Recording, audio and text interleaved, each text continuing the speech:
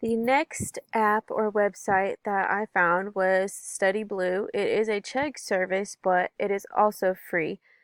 The two standards that went with this one for me were both under the student standards, and the first one was 1C, which stated students use technology to seek feedback that informs and improves their practice and to demonstrate their learning in a variety of ways. The next one was students curate information from digital resources using a variety of tools and methods to create collections of artifacts that demonstrate meaningful connections or conclusions.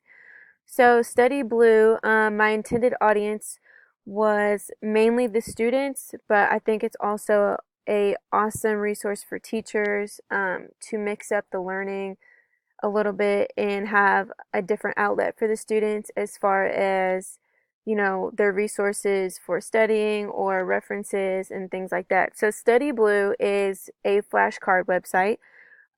Teachers can make flashcards according to the topics they are on, what they're studying in class at the moment, and allowing students to access this website. They're given a specific class that they can join once they get onto the website, and they can access those flashcards that way. So I had to create an account for this. I did not know this existed, and I'm so glad that it does because now I can use this instead of using Cornell Notes or the traditional study guide packets that is harder for me to look over. So it's kind of a stress relief.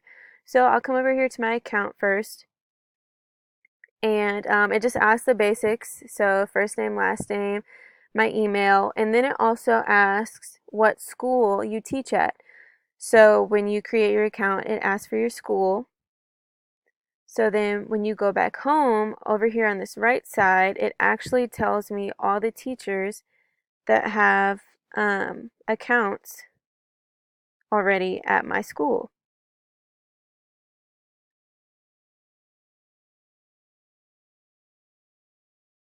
Sorry, my mouse was acting weird. So over here on the recommended classes side, so there's English 2, Spanish 1, English 1, French, Biology 2. So all of these teachers that teach these subjects use Study Blue. So if I scroll back up,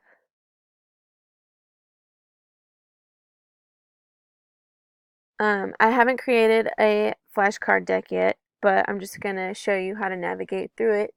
So it'll have your recently studied if you click on any topics. You can make your own flashcards, or you can see if there's another class from another school subject that already has flashcards already made. So if you want to create your own flashcards, you would just come up here to flashcards and you would hit make flashcards. If you wanted to see if there was a flashcard deck that already was made by a previous teacher, you just hit browse flashcards.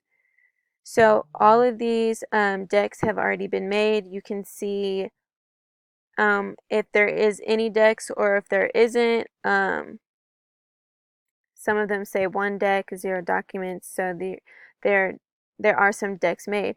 So I'm gonna click on biology just to show you. So I don't have any flashcards made yet, but all I needed to do, if I needed to, was hit make flashcards. And then you would put the term on here and then the definition. And you would just do that continuously for however many flashcards you want to use. If you did not want to make flashcards and you wanted to see if somebody else already had a deck made, you would just go back to flashcards, browse flashcards. I'll go back to biology because there was a deck actually already made.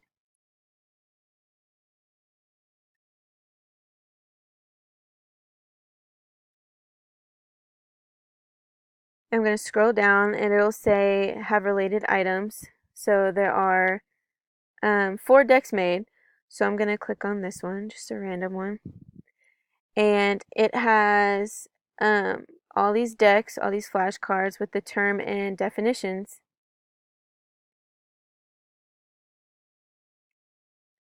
So I could use that if I wanted to, and if I wanted to just go ahead and use that or let my kids, my students know about it, I would just hit study now. And then it gives you options. You can either flip the cards, you can take quizzes, or it can turn into a review sheet. You can select how many cards you want to study at a time, what order, and if you want the term or the definition first. So you get to pick accordingly how you want to study, and then you just hit study now. Like I said, my intended audience was the students. I feel like this is great for them. They do love using their phones, so I think it's a fun way for them to study, and especially that they get to pick the way they want to study the flashcards. And then it is also easy for teachers because you can make your own flashcards or you can access different flashcards, and it's something you can reuse throughout the years or with other classes, and you can just update them instead of having to make a whole new set. You can just go in and edit. So I thought this was a really great app that I will definitely be using in the future.